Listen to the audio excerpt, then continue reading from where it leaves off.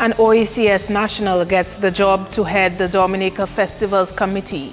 Opposition leader says the UWP has a strategy to win upcoming by-election. And air charter services from Dominica to Puerto Rico to start soon. I am Idona John Baptist with the Channel 5 News. Details coming up.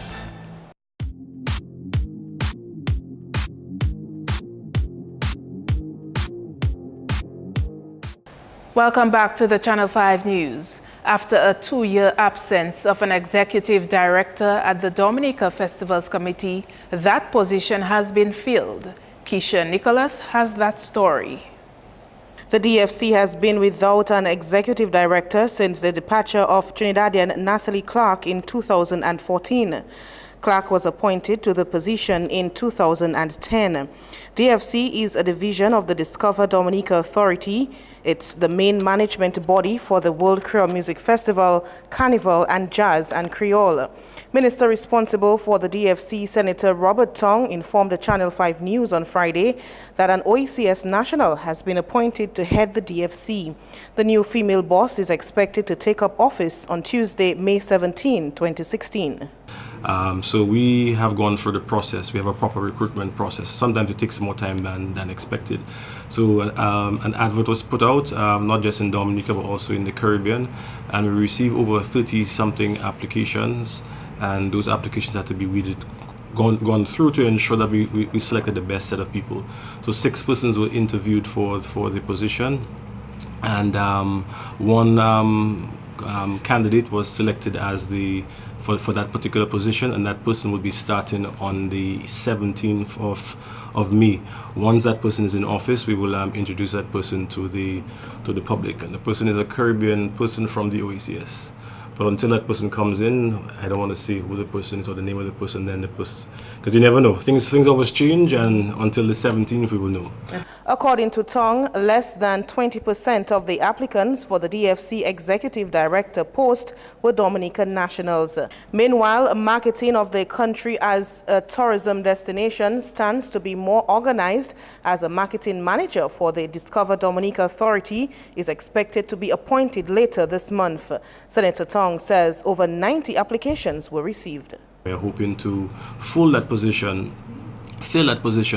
by the end of this month.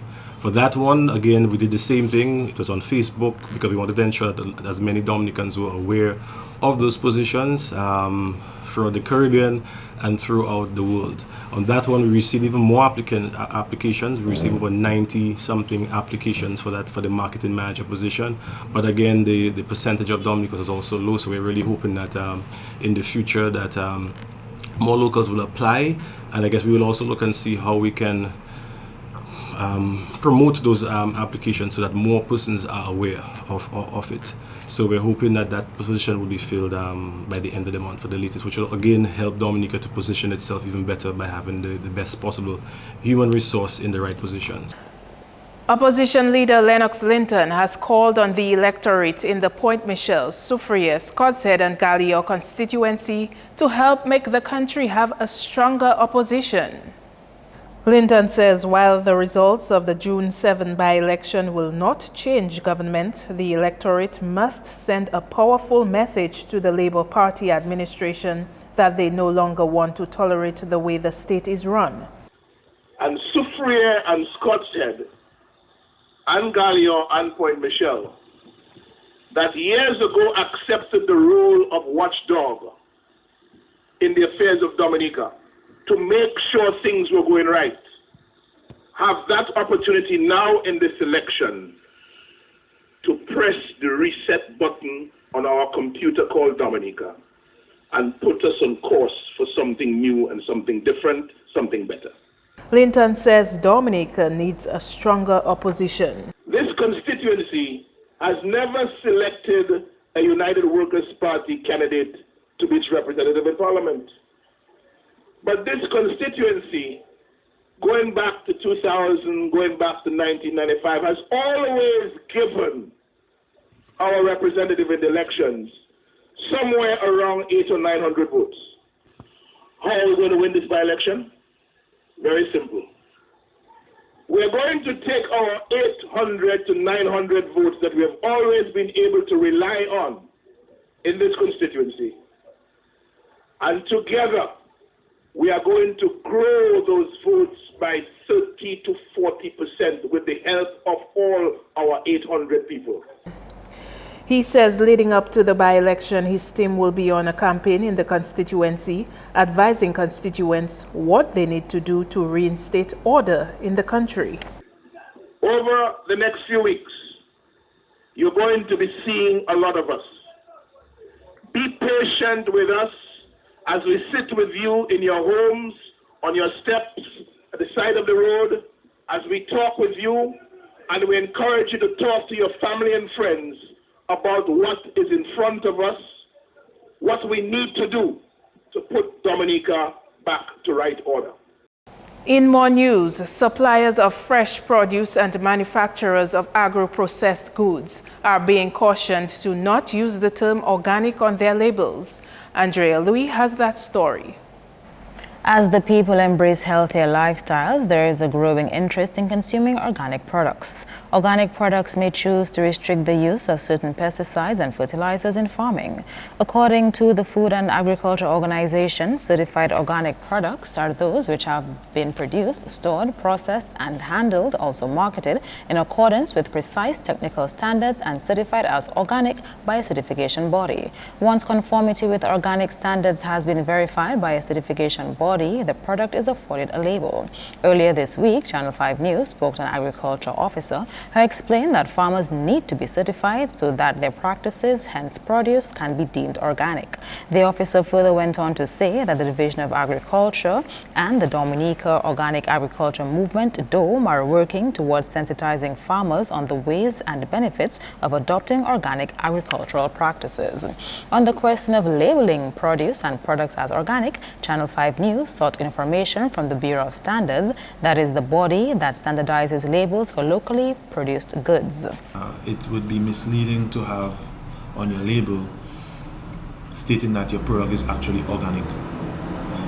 To us, it's not, because in order for you to claim such that the product is organic, first you'd have to prove to us that your processes and practices and your farm and the people certifying you are following a specific standard, or there's an established process or organization ensuring that you are practicing or doing organic farming as well.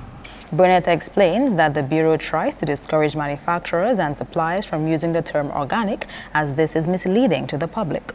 If you do your research, you may understand that using the term organic is very serious and it can have certain implications, and so it can also be misleading to the consumers, because if you label your product as organic, then most likely some people in their right mind may say, wow, I would like to purchase this organic product. Truly and in fact, it's not. So we discourage local agro-processors from using the term organic on their label. What we try to do is to let them know, even if they are practicing organic farming, we would try to let them maybe label it or use a different term, naturally processed ginger, just an example. Friday marked a special day for some nurses as they were recognized for their outstanding service. A nurses appreciation ceremony formed part of Nursing Week, observed under the theme Nurses, a Force for Change, Improving Health Systems Resilience. Matron at the Princess Margaret Hospital urged the nursing staff to strive for excellence despite the challenges. And we continue to hear it echoed that global health cannot be achieved without nurses and without our proactive contributions and participations at all levels in the healthcare system. Let us continue to prepare ourselves mentally, physically, spiritually, and professionally as we face the challenges associated with delivering of quality nursing care. Let us continue to work together, set aside our differences, and to learn to understand our patients, clients, and each other as we strive for excellence. Principal Nursing Officer also addressed the appreciation ceremony and reminded nurses that they must effect change in their workplace. We cannot be complacent, as we must recognize that our healthcare system exists in a very dynamic environment where new challenges are constantly emerging, requiring a strong and resilient health system capable of responding to the rapid changes and addressing the United Nations Sustainable Development Goals, as well as ensuring access to healthcare and universal health coverage. We cannot overlook the critical element of personal attitude and the need to develop our individual resilience. Therefore, I challenge each nurse today to be a leader in your individual roles and positions and to rise above the status quo, influencing a new culture. You are therefore challenged in your various roles to be change agents. Nurses from the 7 health districts and various wards of the PMH received tokens of appreciation. Special recognition awards went to Principal Nursing Officer Caesarina Farrell for the development of the Nursing Mentorship Program, Matron Letitia Wyke, Senior Community Nurse Florestin Lewis, Nurse Joanna Laura Blaise, Nanda Matthew in the field of ophthalmology, and the nursing team of the ICU. Still in health, Permanent Secretary in the Ministry of Health is urging more individuals to join the nursing workforce. The PS told Friday's Nurses Appreciation Day that incentives are being provided within the nursing sector. However, there is still a need for more nurses. Remuneration of nurses with specialized post-basic training.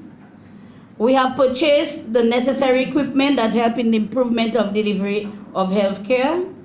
Refurbishment of several health facilities. In the year 2010, the government approved 94 nursing positions at the request of the ministry. Notwithstanding, we continue to have a lag and we continue to have a void for more nurses because the dynamics of health has changed. The implementation of the nursing session, also during period of shortage for nurses, continues, and creation of several other nursing positions. So while there is a void and there is a gap, we have delivered.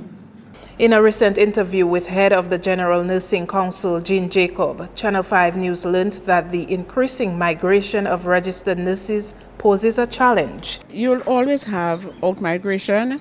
People are looking for new opportunities in terms of advancement, educational-wise, sometimes family-wise. So you'll always have situations where nurses migrate.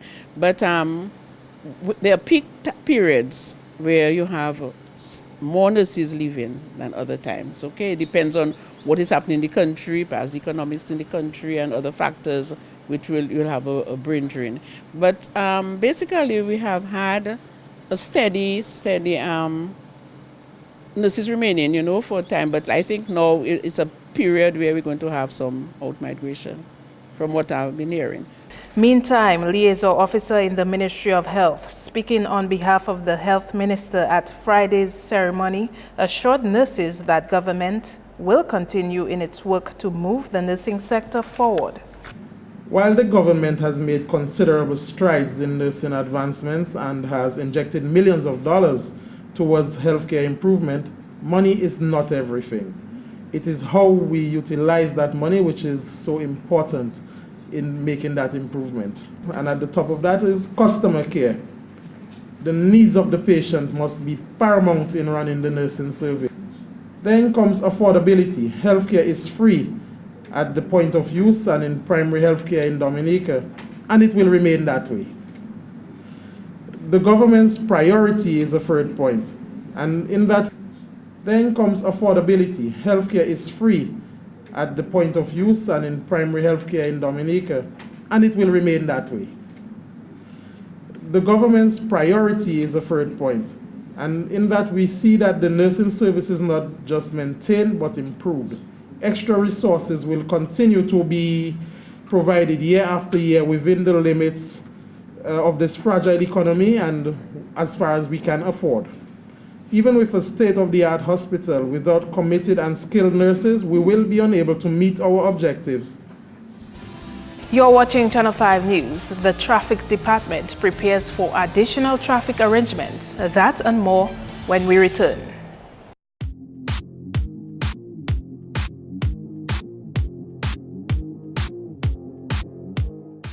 Thanks for staying with us.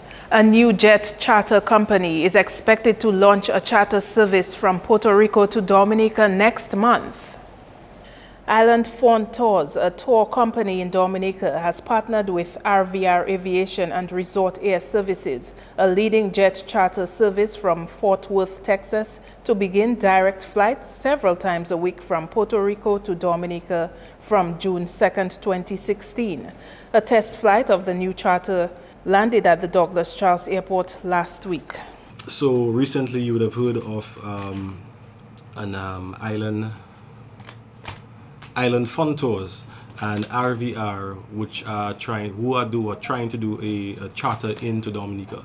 So they had a test flight sometime last week or 2 weeks ago, where they wanted to ensure that the airline that they were going to use could have come into Dominica.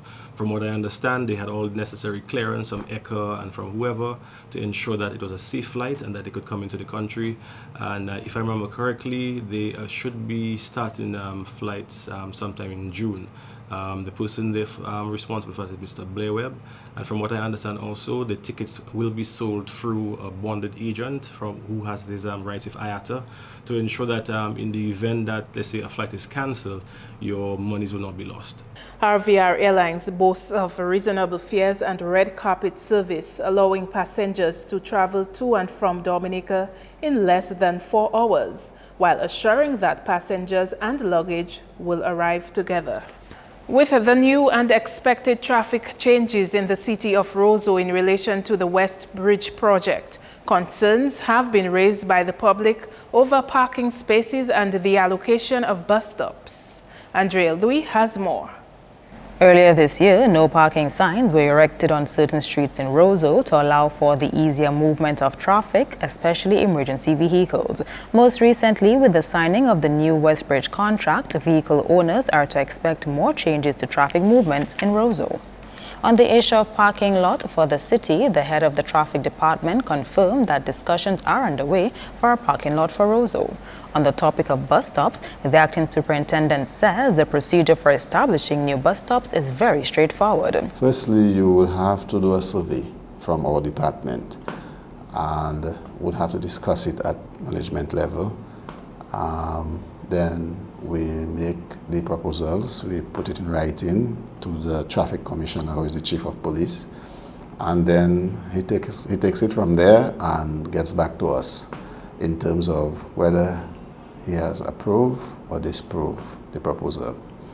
Once it is in sync with the laws of the traffic regulations, he will have to approve it, or if he does not approve it, he gives us reasons why it is not approved.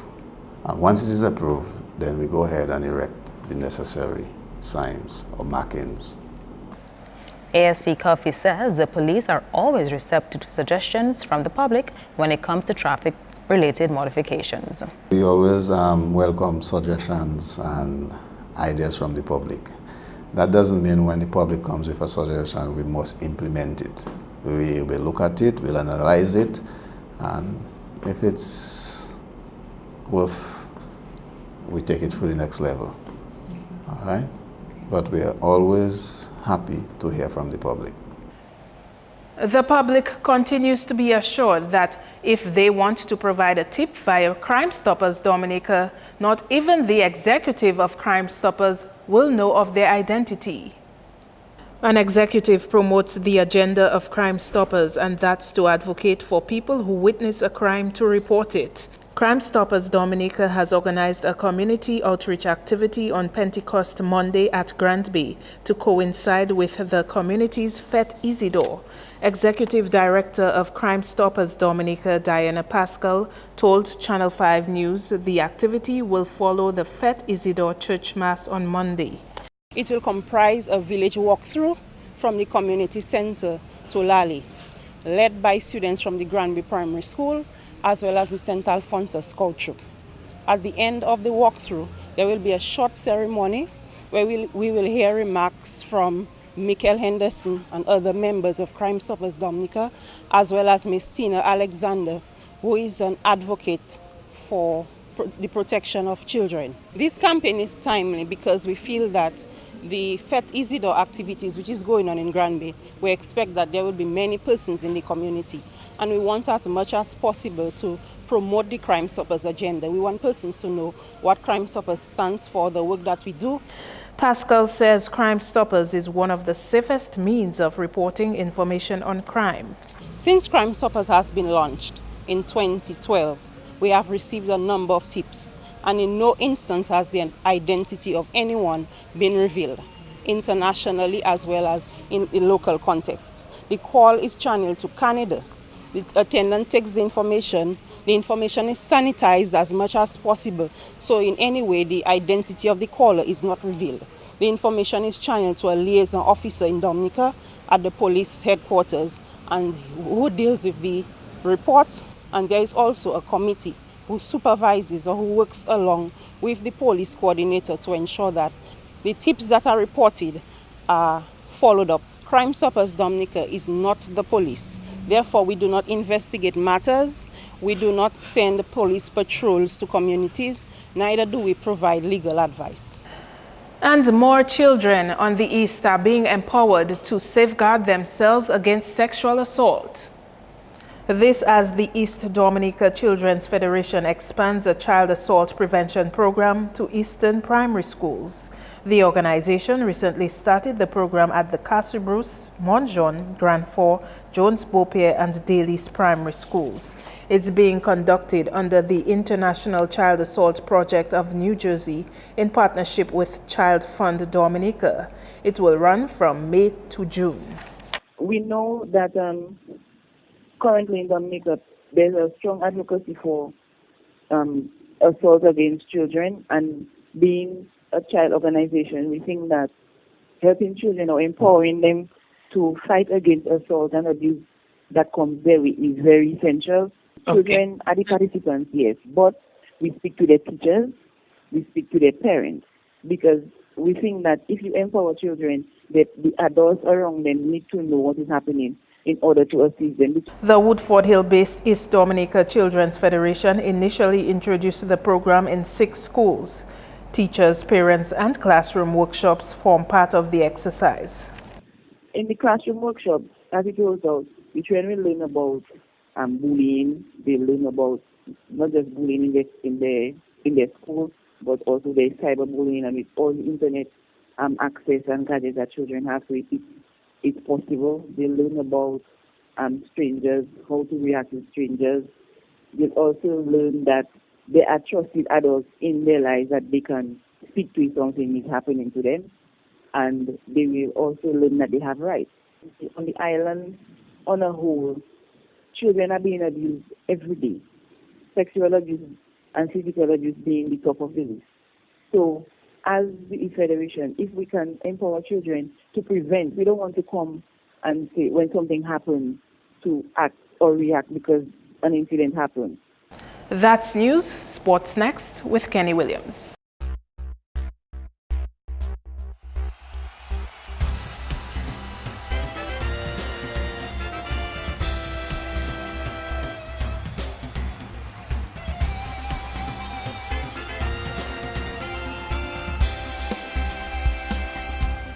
Hello everyone, and thanks for joining us.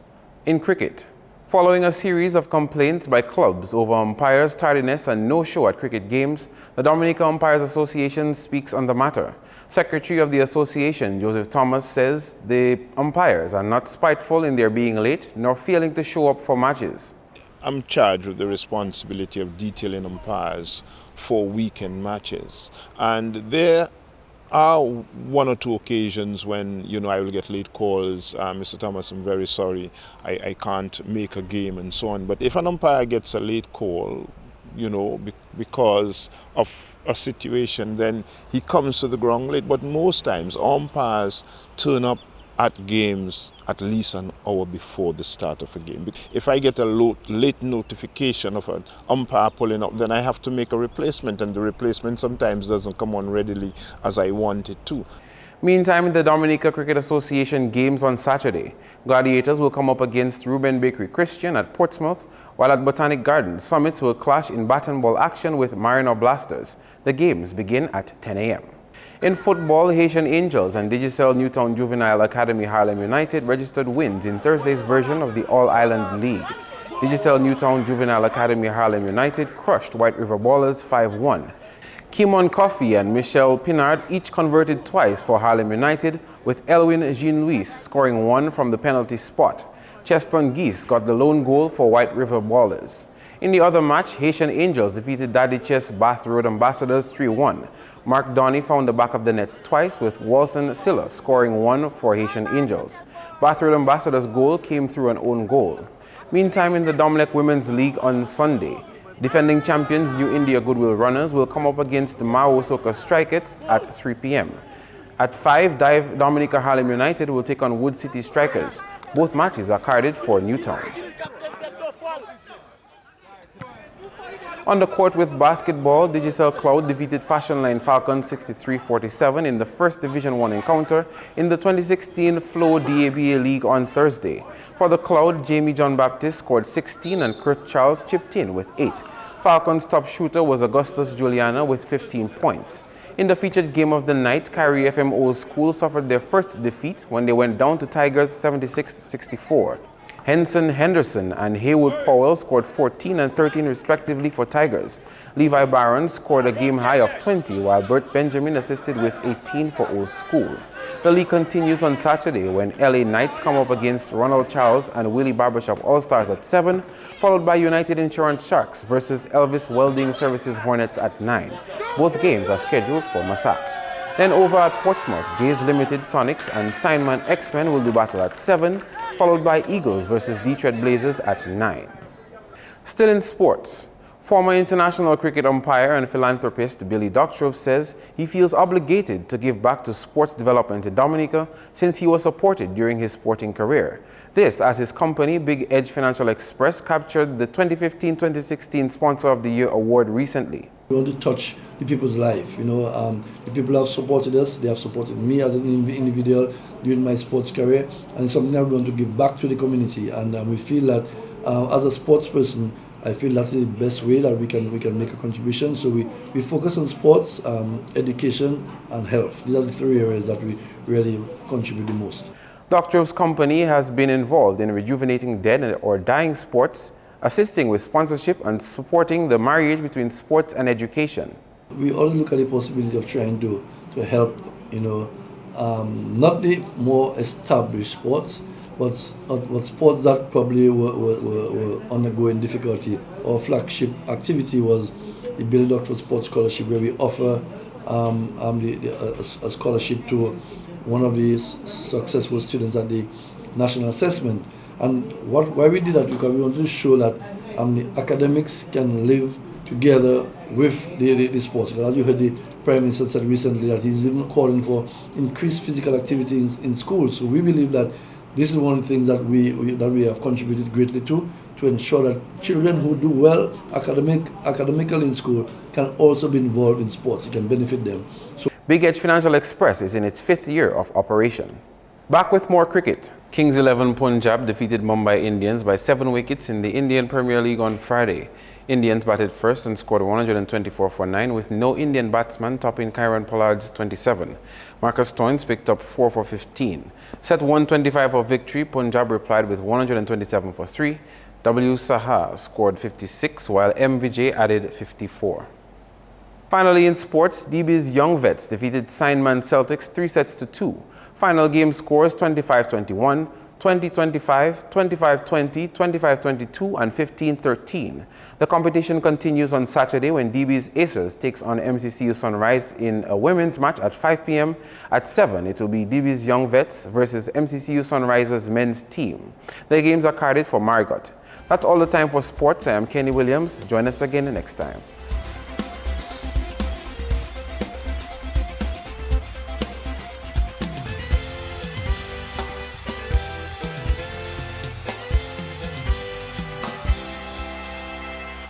The weather report is next. Good evening, Dominica, and welcome to tonight's weather broadcast. I'm your presenter, Marshall Alexander. We begin by taking a look at earlier infrared satellite imagery. What it showed, this area of convection across the islands associated with a trough system affecting the area. Now taking a look at earlier visible satellite imagery. What it showed, multi-layered clouds across the region today, and this resulted in generally cloudy skies across Dominica. Now taking a look at earlier radar imagery. What it indicated, scattered showers mainly to the east of the island chain. In fact, no rainfall was reported at Douglas Charles or Kinfield Airport today. Tonight's weather is expected to be generally cloudy with some scattered showers. Similar conditions can be expected into tomorrow. Sea conditions are expected to be slight to moderate in open water with waves peaking near 5 feet. Conditions for the next 3 days, partly cloudy to cloudy skies with scattered showers can be expected over the next 3 days. For the rest of the Caribbean, partly cloudy to cloudy skies with scattered showers can be expected as weak unstable conditions continue to affect the region. Our international cities forecast, thunderstorm activity can be expected in New York, Miami, and Caracas, with partly cloudy skies expected in London and Beijing. Sunrise tomorrow will be at 5:46 a.m. and sunset will be at 6:27 p.m. For more information, you can call the weather hotline at 447-5555 or visit our website at weather.gov.dm. Thanks for viewing. Have a good weekend.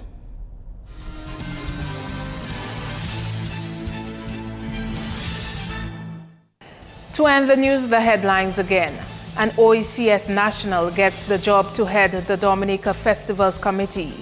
Opposition leader says the UWP has a strategy to win upcoming by-election, and air charter services from Dominica to Puerto Rico to start soon.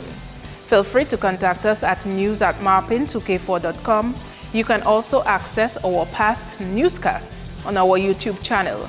On behalf of the production team, I am Idona John Baptist. To our viewers around the world, thanks for watching. Have a good weekend.